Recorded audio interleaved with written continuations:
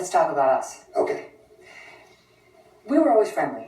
Right. Good relationship. Right? And then came the August 6, 2015 debate, and I asked you a tough question about women, using only the words that you had used. I thought it was a fair question. Why didn't you? I thought it was unfair. First of all, I didn't think it was really a question. I thought it was more of a statement. That's the first question that I've ever been asked during a debate, and I've never debated before. I mean, my whole life is a debate, but I've never actually debated before. And I'm saying to myself, man, what a question.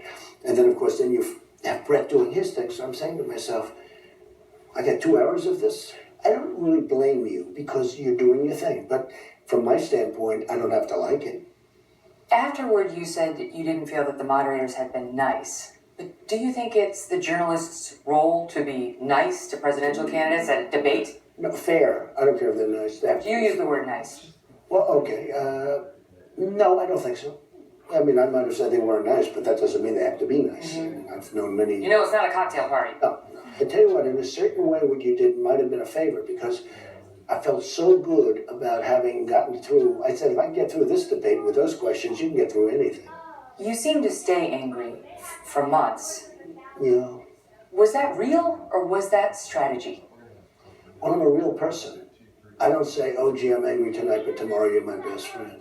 See, I do have a theory that, when somebody does it, and this could happen again with us. I mean, it could be, even doing this particular interview. I have great respect for you that you were able to call me and say, let's get together and let's talk. To me, I would not have done that. I don't say that as a positive. I think it's a negative for me. And you walk into Trump Tower, we didn't have, like, on a neutral site or over at Fox or something. That would be a whole different thing, and I wouldn't have done it. I think the doormen are still recovering. I think the whole building's recovering. And people going like, this can't be possible, right?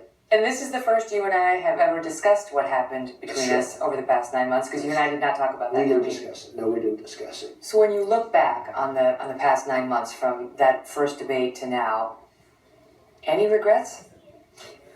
Absolutely, I have regrets. I don't think I want to discuss what the regrets are, but absolutely, I could have done certain things differently. I could have maybe used different language in a couple of instances. But overall, I have to be very happy with the outcome. And I think if I didn't conduct myself in the way I've done it, I don't think I would have been successful, actually. If I were soft, if I were, presidential, okay, presidential. In a way, it's a bad word because there's nothing wrong with being presidential. But if I would not have fought back the way I fought back, I don't think I would have been successful. You're no longer just Donald Trump businessman or Donald Trump host of Celebrity Apprentice. Now you're steps away from the presidency. Have you given any thought in this position to the power that your messaging has on the lives of the people you target and on the millions of people who take their cue from you? I have. And I see suffering. I mean, I see tremendous suffering, and I understand it. I have a very big heart. A lot of people don't understand it, but people that know me do. And we have to take care of our country. And I do feel America first. I mean, America has been 4th and 5th and 9th. I mean, well, you know what I'm saying. When Donald Trump targets somebody and says, this person is bad, that person is bad, it creates a firestorm in those people's lives. And many of these people are so-called civilians who haven't put themselves out there as public figures. But it's in response to something that they did, or it's in response to... But you are so powerful. You are so powerful now. I don't view myself as that. I mean, I view myself as a person that, like everybody else, is fighting for survival. That's all I view myself as. And I really view myself now as somewhat of a messenger. This is a massive thing that's going on. Mm-hmm. These are millions and millions of people that have been disenfranchised from this country. I was in front of a group the other day, at least 25,000 people. The place was going crazy. And I said, I'm like the messenger. It's true, but they're listening to you, and they're taking their cue from you.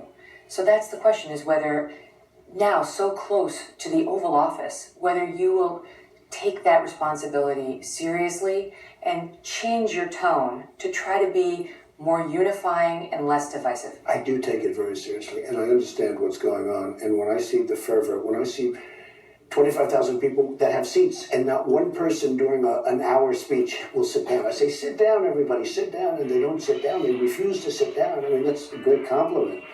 But I do understand the power of the message. There's no question about it. I want to talk for a minute about the tweeting.